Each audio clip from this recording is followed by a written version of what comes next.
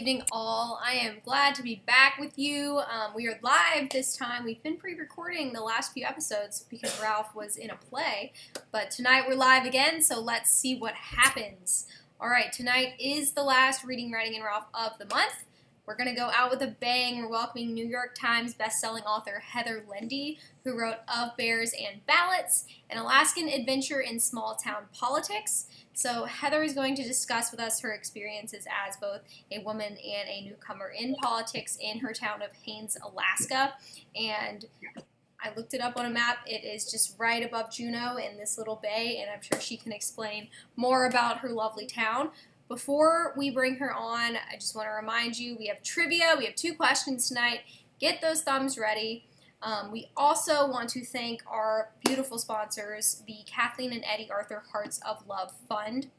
This fund was founded by Ed Arthur, a wonderful Alexandrian, and it was to honor his parents, Eddie and Kathleen, some of the most generous people in Alexandria.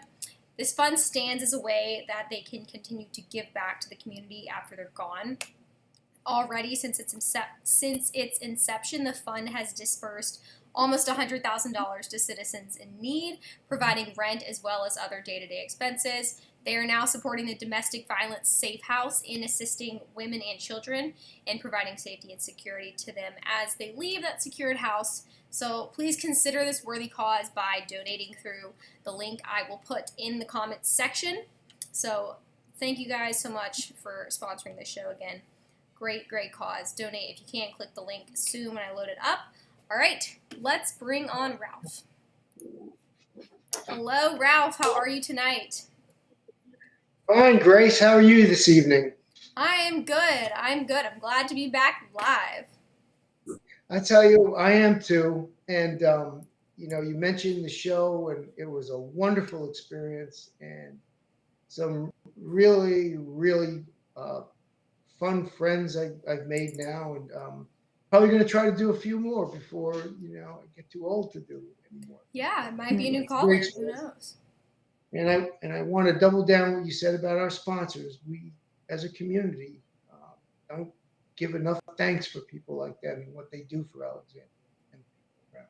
So we're glad to have them. Anyway, tonight's guest, Heather Lende, lives in Haines, Alaska, and I too had to look it up on the map, and she has some wonderful stories about getting there and what it's like to be in politics in a very small town. So let's bring on Heather. Hi, everybody. Heather. How are you doing tonight? I'm good. You may hear dogs going back and forth. I have 2 of my own, and I'm taking care of my daughters right now, and I feel like I'm in a kennel. But they're anyway. Well, hopefully they'll behave themselves. Alexandria is a dog-friendly town, and so I'm sure they're welcome. As long as they stay behaved. And yes. He likes the show. But anyway, welcome. And as usual, I always like our guests to tell our viewers about themselves, give them a little background, your career, how you got into writing. And one of the things I will add to that is I'd like for you to share the experience of what it felt like to making the New York Times bestseller list.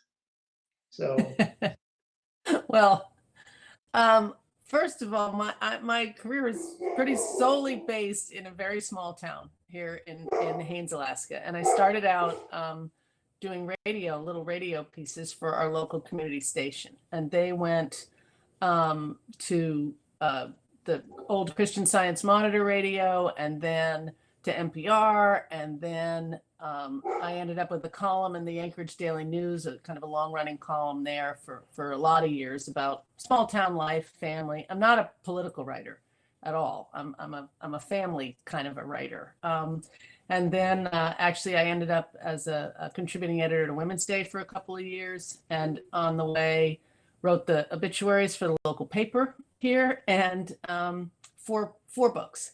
And they are So you know about bears and ballads. So this is the first one. This is If You Lived Here, I'd Know Your Name.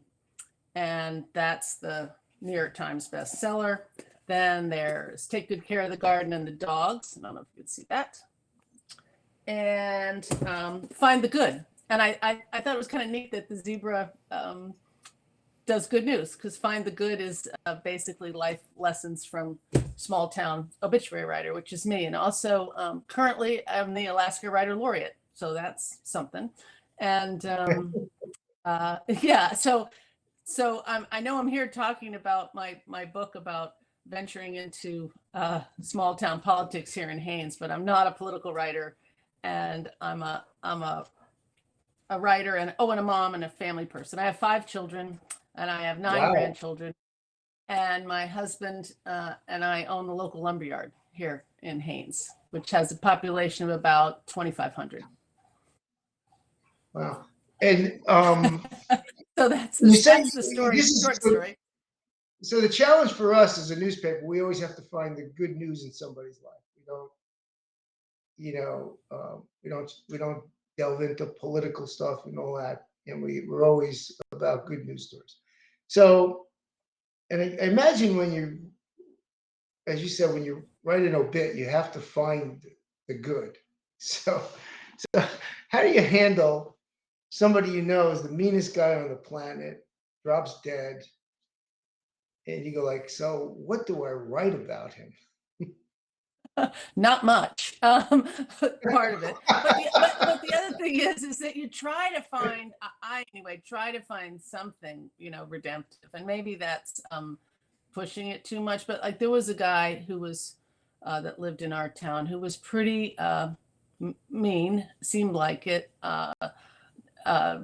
grumpy, chase kids out of, the classic old guy chase kids out of the yard, sometimes with like a gun, and when he died, it was a challenge for me to find anything about him. And I just kept asking people in town if they knew him. And someone told me, well, the butcher knew this guy. So I go to the butcher, Clint is at Texan, and I said, hey, did you know Bud? And he said, yeah, are you kidding? He came in here. He's the only guy who ever bought cases of filet powder for gumbo. This is in Haines, Alaska. And he said he would go to Whitehorse, which is the nearest Canadian town. We're 40 miles from the Canadian border. So he'd go up to Whitehorse in the Yukon, and he would pick up people who had been jailed for alcohol issues, and he'd drive them in a van down to Haines, and he'd apparently help dry them out at his place. And he had sort of a collection of trailers, and he cooked these vats of gumbo, and that's what he fed the people. But wow, that was it took a while, but that was, I think too, the other trick about it is that when you know people in a small town, and I've known all the people I've written about, you don't find their enemy to give you a quote about them. In other words, if somebody wanted to say, oh, he was the grumpiest old guy in the world, but he did nice things, you wouldn't get somebody that was constantly complaining about him that knew he fought. You'd get someone that liked them. The same, and a criticism from one source can be seen as an affectionate compliment from another one. And that's true in families. It's true in politics, That's a good point. If it's someone that's a friend of yours, and say, oh, he was like a dog with a bone. He never let go. He was the most tenacious, stubborn, guy in the whole world. He just used to drive his critics nuts. Well, if someone that's their friend says that, it's much different than if someone who he was driving nuts says that. And so it's the source often, especially in a small town, for the obit. That's a good point. And as you said, same thing in families. And if you're looking for a compliment, don't go to the person that doesn't like you. No. Everyone. But and the other go ahead. Sorry. So how did you get into writing, and where do you draw your inspirations from? Well, mostly I got into it, I think, because I'm a talker, and I like to, I see things everywhere, and I think, oh, I got to tell somebody about this. Like, this happened to me today. I think the impulse for me came from everybody coming home for dinner and gathering on the table and, guess what I saw today? Guess what I heard today? And I have this, natural, I think, storytelling impulse. And I did it first, as I said, through radio and then in writing. And I also just, I always said yes to things. When people would call me up and, oh, you want to write a column? Okay, I'd never written a column, but they said, oh, we like your stories, and what do you think about that? And I had friends that said, oh, never commit to a weekly column. You won't be able to do it. And I did, and I loved it. The Women's Day column ended up because an editor at Women's Day read my book, Take Good Care of the Garden and the Dogs, in a cabin she was renting in the Adirondacks, and called me up. So I just read your book. You want to write a column for us? Okay. And then and so that was a lot of it. My first book, an editor in New York heard a piece that I had done for NPR and called me up and asked me if I wanted to write a book. I said, you bet. And then I told her I didn't want it just to be a collection of columns and essays, but I had this weird job as an obituary writer, and I thought the stories about the people who lived in our small town, and certainly my learning about this place, because I'm originally from New York. I came here when I was 40 years ago, when I was 22 or 3. So a way to learn about the community and to learn about Alaska and the place and make a home here. So it's kind of an odd way into it, but she said sure, and that's what happened. And I've had the same editor and the same publisher, Algonquin Books of Chapel Hill, the whole time. Hopefully we're working on another one now. Great. Now, where in New York were you from? Long Island. Oh. I grew up in Glen Cove. Okay. My mom was a principal of a Quaker school there, Friends Academy, and 2 sisters. And I met my husband at Middlebury College in Vermont, and we got married after I graduated and drove across the country in a pickup truck and ended up in Alaska and been here ever since, basically. And out of my children, 4 of my 5 kids are still in Alaska. My son is in Australia, so. Wow, great story. Because I grew up in New York City, and it's always good to connect with fellow New Yorkers.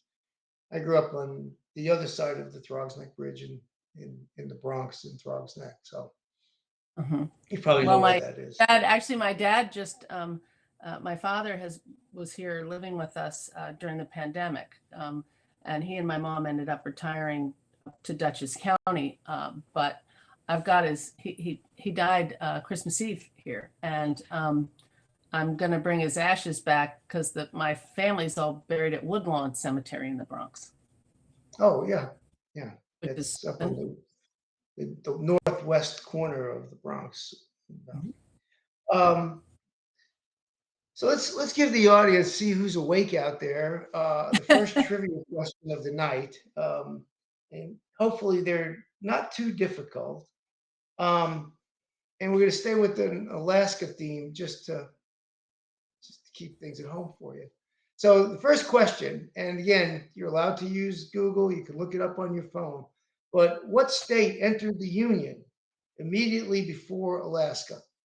So let's see who's awake out there. Type the answer into the comments and you will receive an autographed copy of Heather's work of Ballots and Bears, or Bears and Ballots. I give Bears and Ballots, whatever. So anyway, so let's see how quickly we can get a winner. So you have the mantra, and let me read it.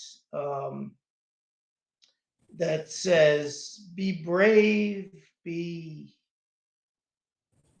kind, be brave, be thankful." And be kind, be brave, be thankful. Thank you. And you kind of use that in everyday life and when you enter politics. Explain what that means and how it can be used in a political situation. Well, what happened to me, first of all, was I ran for the local borough assembly, which is like a city council. It's funny, in Alaska, counties are called boroughs, and in Haines, where I live, there's just one mayor, one council, and it's the borough assembly and the mayor.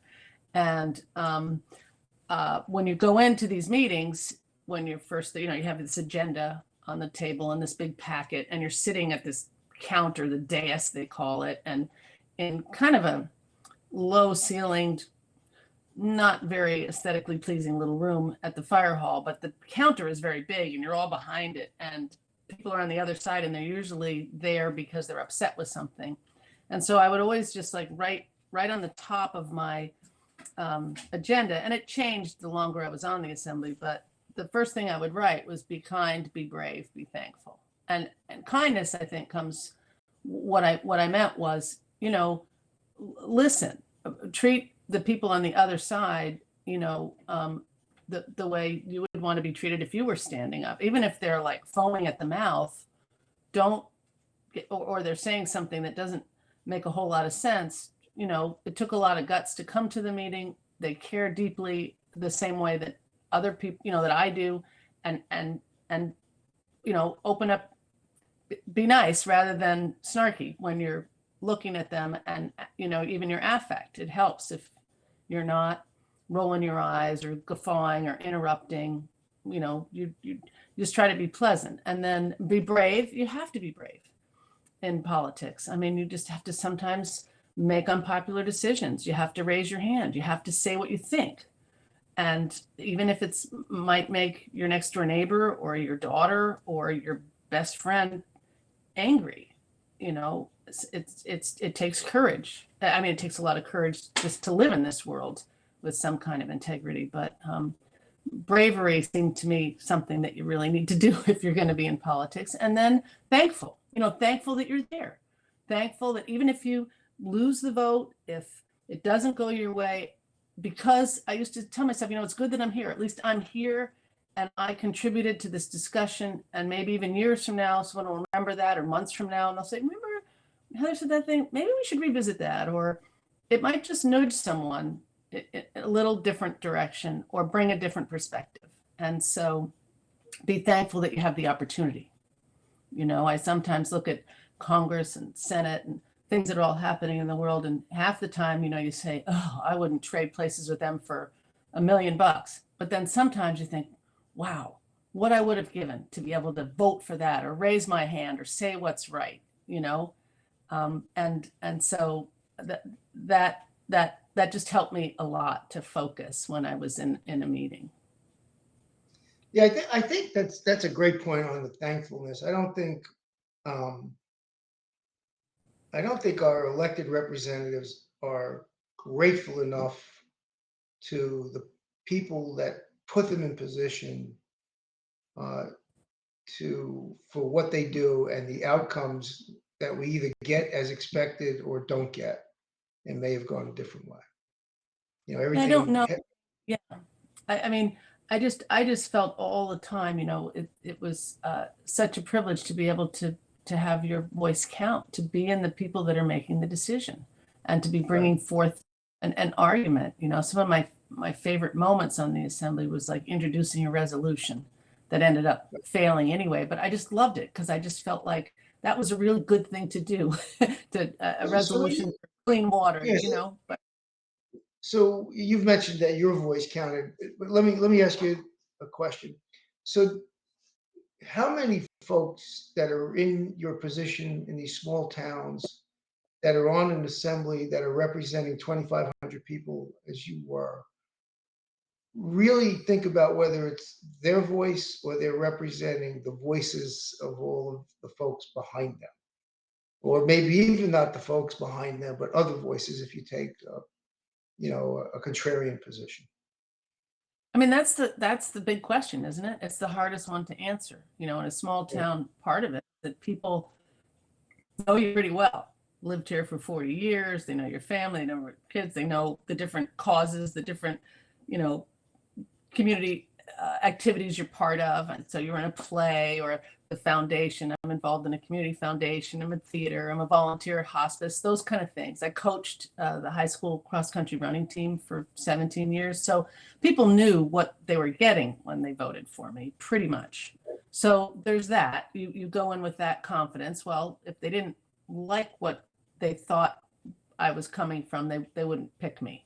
And that was okay. But then there is the question of, when you have a room full of people and you disagree with everything they have to say, but you're up there making the decision and they're saying, we want this, and we don't, you know, we don't think there's anybody here that agrees with you. You know, then what do you do? And that's the, you know, the representative democracy kind of conundrum, isn't it? Yeah, sure There are is. times, yeah, I mean, there are times when you have to change your mind, but there are also times when just because a whole room full of people are demanding something that may be just not right. I mean, not right, say, in terms of social justice or in environmental issues that are really not okay, then you have to stand up and say no. I'm not okay with this particular moment, and so then don't elect me next time. I mean, I think the biggest difference in small town politics that I often thought about when I looked at the newspaper or listened to the radio or the TV or whatever, you know, compared to national politics, is that I just can't imagine anybody saying the same kind of things out loud to local quote unquote politicians or leaders that they would about their larger elected officials in a more anonymous way. Like, I just think, really, don't they have to go like pick up their kids at school and see that person, or aren't their kids playing on the same basketball team, or do they go to church together, or whatever it is? It's like, you can't say these horrible things in a small town. You might think them, you might sometimes, but in general, there's a level of civility that I mean, that gives me hope. But Yeah. it's yeah. Anyway, it's there. I think there's a balance always about, you know, sort of getting a beat on what the community wants and being swayed by the people in the room, or all, you know, and also just sort of holding on to your own true north. And I think that's probably the thing that a small town politician has in common with the big boys and girls. Sure do. Sure Except do. that the big And boys and girls have a lot more money involved in it and Yep. status. We don't have. We're volunteers. Like, it's like, fine, you don't like it, I won't be here next year. You can try I'm out this. of it. Yeah. So we have a winner, and so but before I'm gonna let me sort of tiptoe into the next topic, um, so you can think about it while we're going through the winner.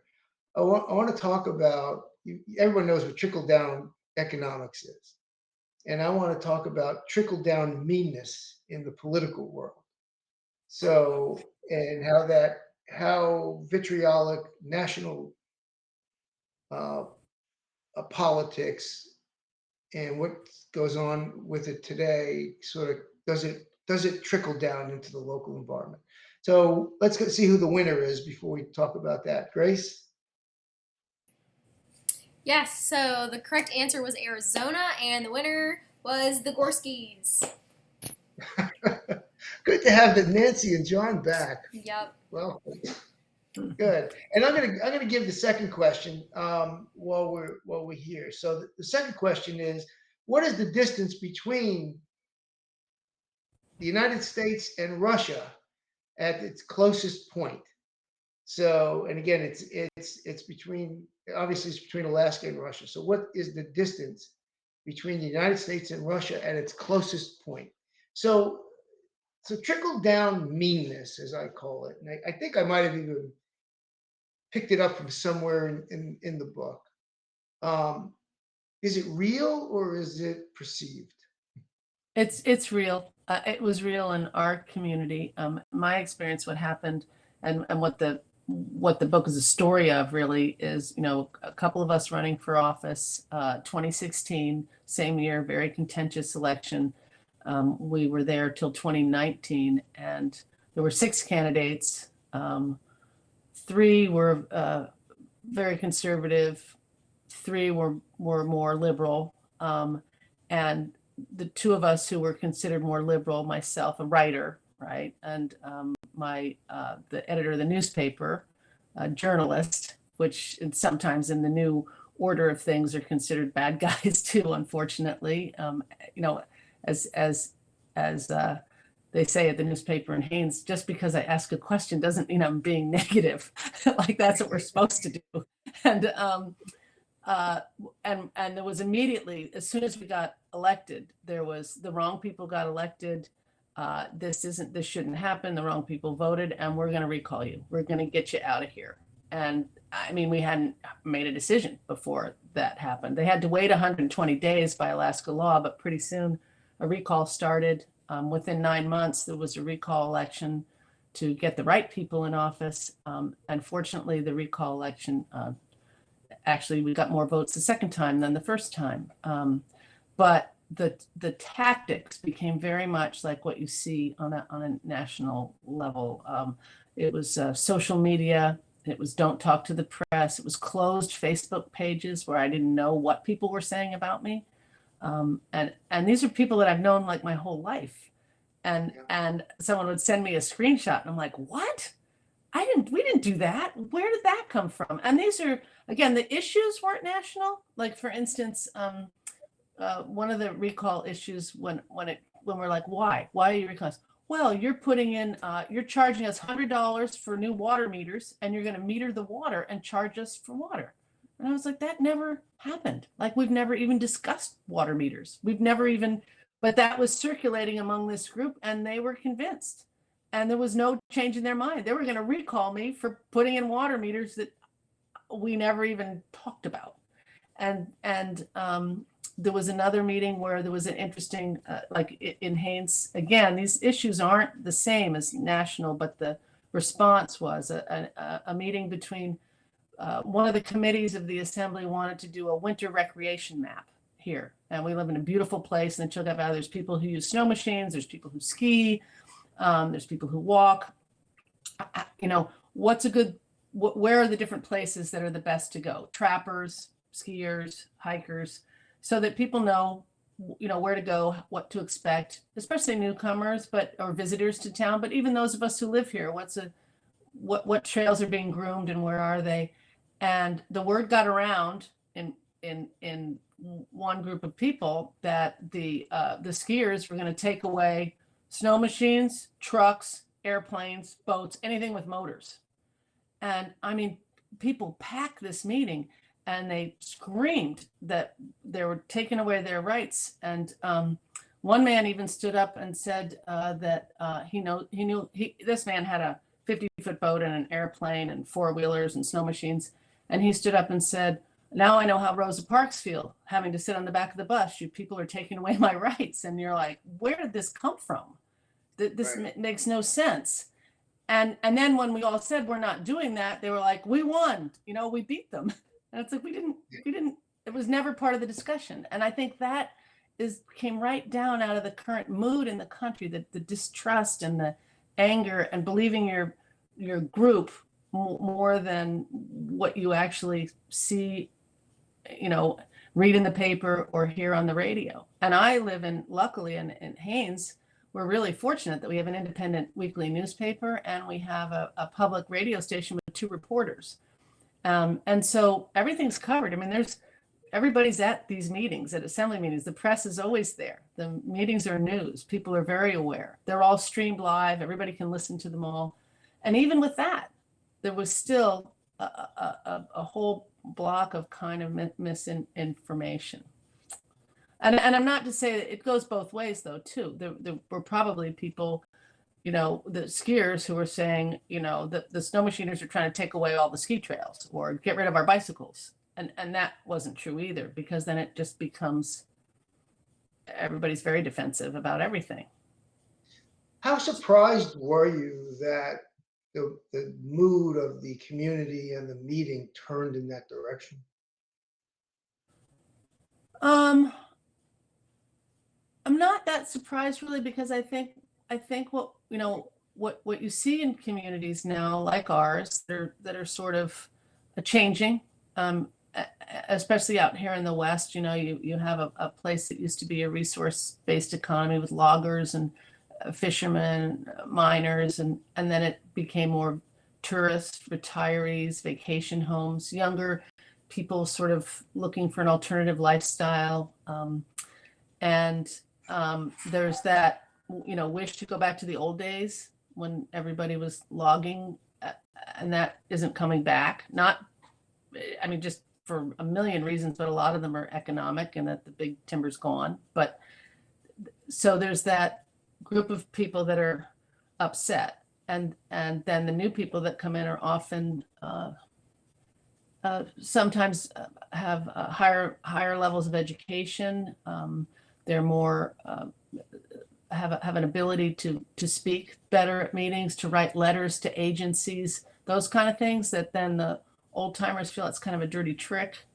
Even in my case, my main nemesis when I was on the assembly is a fellow called Big Don.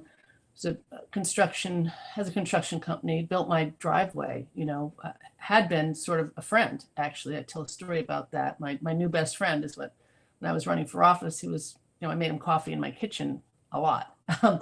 But he came full out, was just furious that I'd gotten elected. And one of the things after it was all said and done, and I kept my seat, I said to him, I said, well, I don't understand, like why he refused to speak at a big forum to defend the recall that he was in charge of. He would never speak about it, ever. Never said why, nothing, but put the whole town through this really, really divided, months of it. And I asked him finally, why didn't you say anything? And he told me, he said, because you and Tom, the other guy that the newspaper editor, said, you and Tom make me look stupid. You talk too well.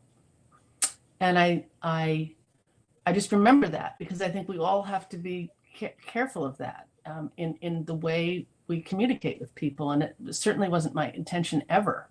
He knows a lot more about a lot of things like drainage and gravel and rocks than I do.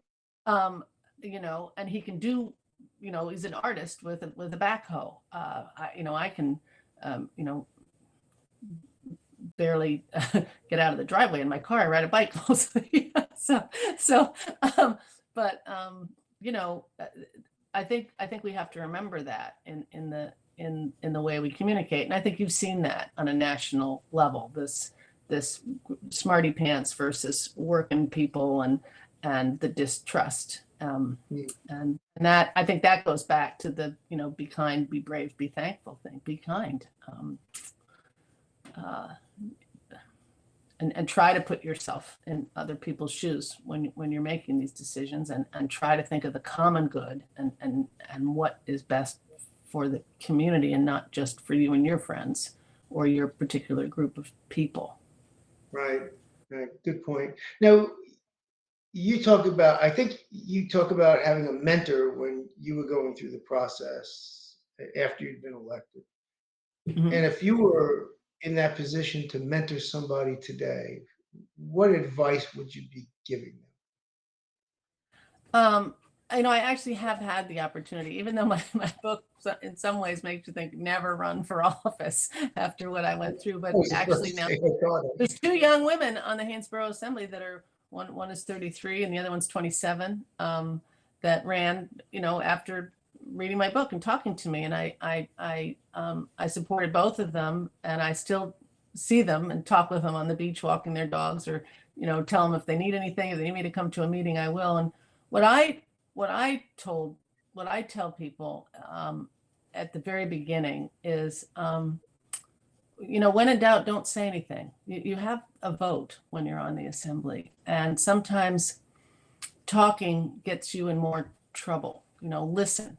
You can just listen and think about things. And when you speak to an issue, just speak once, goes around the room, everybody else speaks. You don't need to keep arguing. There's going to be a vote, and it might be 4-2, and you might be 2. Then you go on to the next item on the agenda. You don't keep bringing it back, or you don't write a letter to the editor about why everybody else was wrong. It's like there's a process, and you win some and you lose some.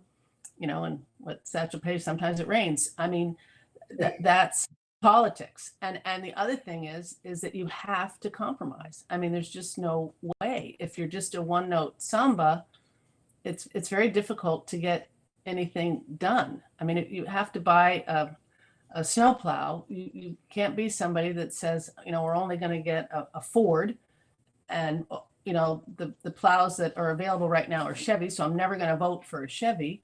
or vice versa. I'm only going to vote for, an electric plow because I don't believe in the fossil fuels. I mean, at some point, you have to make a decision to buy the plow. And if you're always the contrarian, it can be very difficult. Yeah, that's a terrific point as well. So if you had the opportunity to stand in front of Congress today, um, the complete Congress, the House and the Senate, um, to give them advice, what would you say? I guess I would tell them to go spend some time in a public school. Spend like a whole day, say, in a third grade classroom. Maybe go to an emergency room if you're hurt and see what happens. Fly coach. Take a bus. Take a train. Go to the grocery store and buy some food for dinner.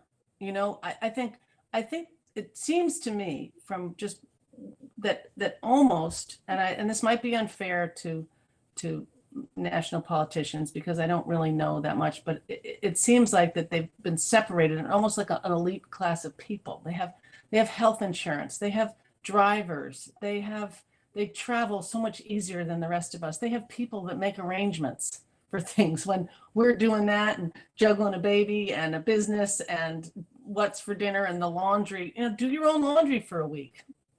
Iron a shirt. I mean, sometimes I feel like, and I know, you hear the new Congress people that come in, and I have great admiration when they first get there, and I've read those stories about people camping out and doing it. But I think the longer you're in Washington and the more you're in the seats of power, you become a very different kind of person than the people that you're representing.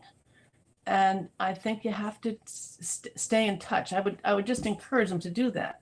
And I don't know how. I mean, part of it is the system. There's so much money involved.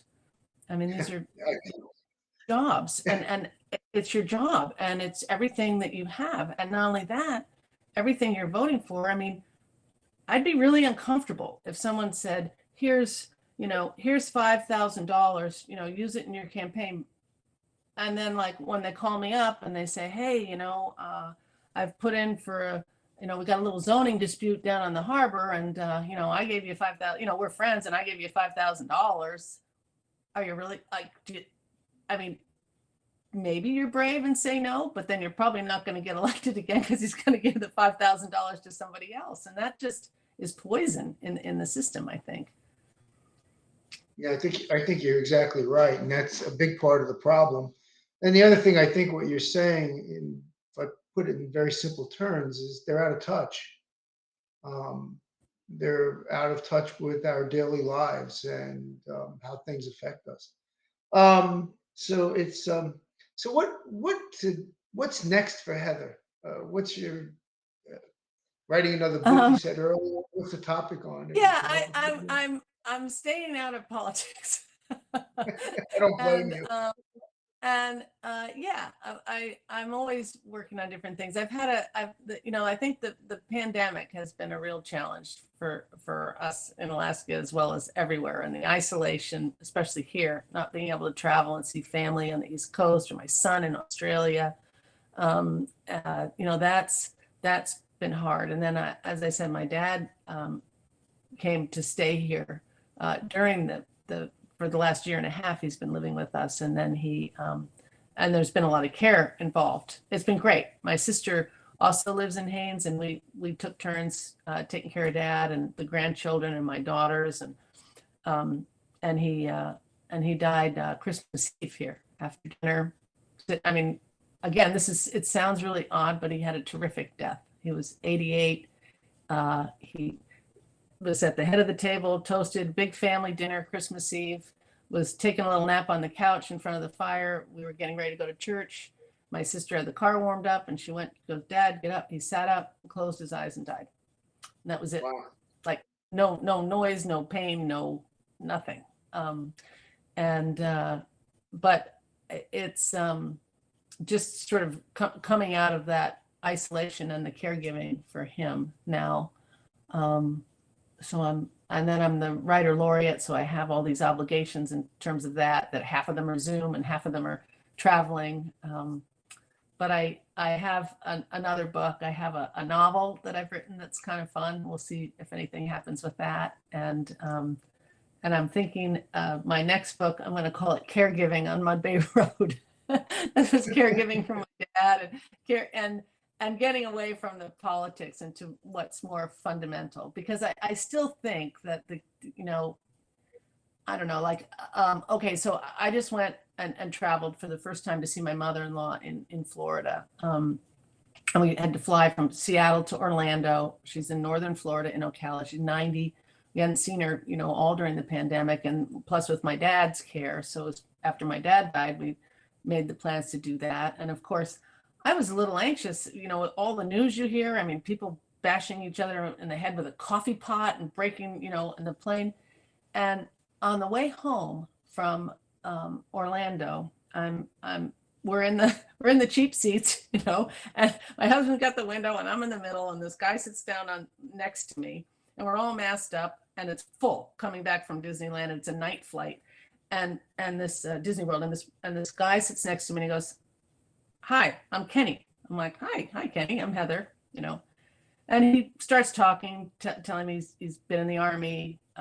He's a veteran. Now he's a barber and a drummer in a band in Seattle, and his hair is long. I said, "For barber?" He goes, "Well, I like to keep it long, but I like to cut hair." And then what happened was, just before the plane landed, the woman in the seat behind us was having a terrible migraine headache, and she had like a 3-year-old with her, and you could tell she wasn't feeling very well. She got sick and headache, and she goes to start to get off the plane, and Kenny turns around and says, "You need some help?" And she, "Oh, no, I don't." He goes, No, really, you do." And he took the backpacks, helped her off the plane. And the last I saw Kenny, he was getting the stroller, from the jetway and pushing that little kiddo up for her. And like, you just don't hear that. And to me, I have no idea Kenny's politics, left, right, center. I don't know. We didn't talk about the pandemic. We didn't talk about politics. We just sort of chit-chatted. And then he did something really nice for somebody. And I think that's happening all over the country. But I think just sometimes our social media presence and our particular, I don't know, bumper sticker or whatever it is, puts people off. And then they're automatically on guard and angry before anything even started for almost no reason. That's a good point. I hope you're right, and I hope we begin to see more kindness returning into our everyday life, and that's all we can hope for. Well, Heather, it's been a pleasure having you on. I know we lost the video feed here, but it's been a pleasure, and I'm thankful for the book you wrote. I tell you, I got a lot out of that, and I was really impressed and enjoyed it. And keep writing. When you get the next one on, we'll have you back again. And, thanks. I'm easy to find too. I have a blog. It's just heatherlende.com. It's free. You can see pictures of Haines and keep in touch with me that way. And I'm also, I talk to book clubs, just if you let me know, and if it works, I'm happy to. And I really appreciate anybody. To me, it's just a marvel that people read what I write and that it moves them to have conversations like this one. So thank you very much. You're welcome. And if you want to send me, a nice piece of salmon in the mail, feel free. I'm having sockeye for dinner tonight. It's very nice. Enjoy it. I had salmon this afternoon myself, so enjoy it. It's great. Heather, once again, it's been wonderful, and thank you for coming on and giving us your time. And you're welcome. Thank you, Ralph, and Grace. It's a privilege. You're welcome. All right. Thank you guys all so much for tuning in. Thanks again to Heather Lende, author of Bears and Ballots. Go check that out, heatherlende.com, for more information. Thanks to Ralph for, as always, hosting a lovely show. Thank you again to our sponsors, the Kathleen and Eddie Arthur Hearts of Love Fund. Again, I will put the link to donate in the comments one more time. Yeah, so like I said, this was the last Reading and Writing and Ralph of February. Ralph will be back in 2 weeks to kick off March. Until then, be the good news in someone's life.